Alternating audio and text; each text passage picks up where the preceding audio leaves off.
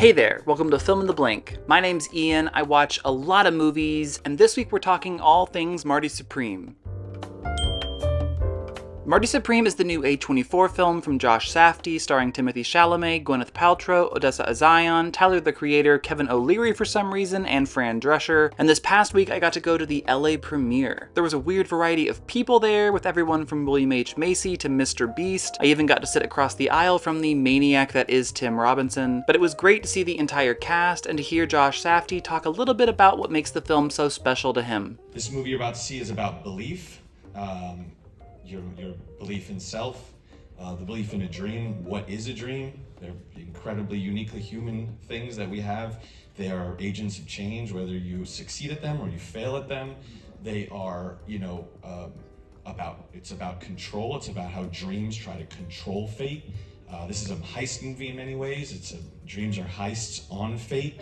And, I can thank for endless days the man who just came out on stage, Noah Sacco, and his entire company for believing in me.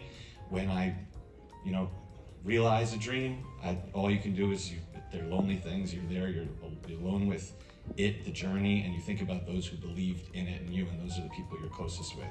I think the question for me going in was, will this live up to the hype? The last film that had Josh Safdie in the director's chair alongside his brother Benny Safdie was 2019's Uncut Gems, and that was such a bonkers, stomach-churning roller coaster that it felt like Marty Supreme was really gonna have to up the ante to set itself apart. And generally, I think it did. Marty Supreme follows Marty Mauser, an abrasive shoe salesman who, as he sees it, is maddeningly close to achieving stardom as the world's preeminent table tennis player. Like Josh Safdie touched on in his remarks, it's a film about radically pursuing dreams, even to the detriment of other important areas of your life, like family, friends, and even your safety. From the jarring opening title sequence to that emotion-filled finale, it's definitely a more is more kind of film. My friend I saw it with said it was the loudest movie he's ever seen. But for all the kinetic insanity fueling the film, ultimately it's a film that lives or dies on how much you invest in Marty and dreamers more broadly. And writers Josh Safdie and Ronald Bronstein don't make it easy for you by creating an insufferably flawed and combative character in Marty. The unibrow doesn't help much either.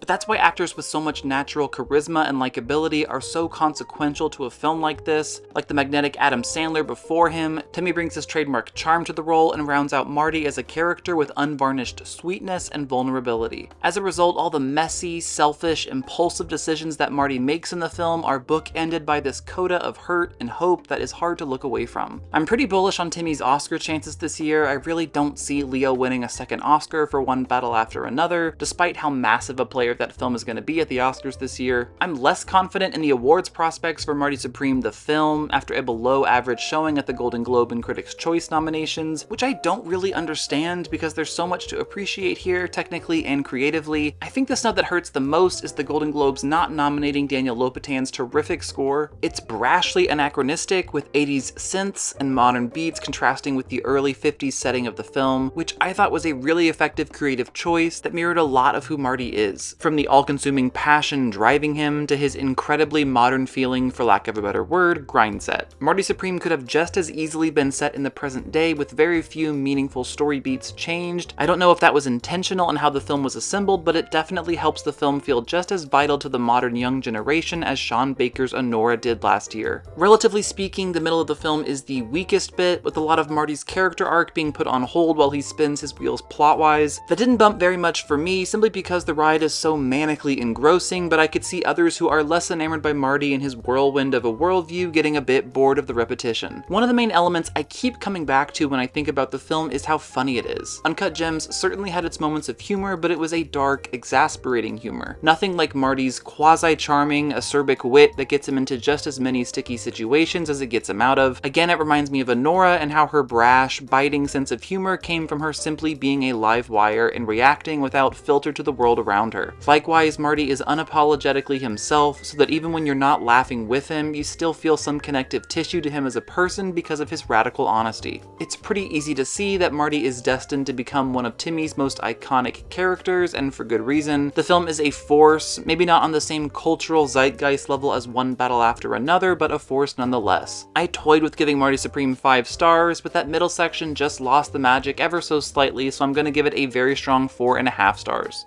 Let me know in the comments, what are your thoughts on Marty Supreme? How well do you think it'll do with the Oscars this year? Do you have that Marty Supreme grind set? Also, stay tuned for other great commentary videos, reviews, video essays, and more. You can check me out on Letterboxd at Cineramadome24 or on TikTok at Film in the Blank. I appreciate you liking and subscribing. See you next time.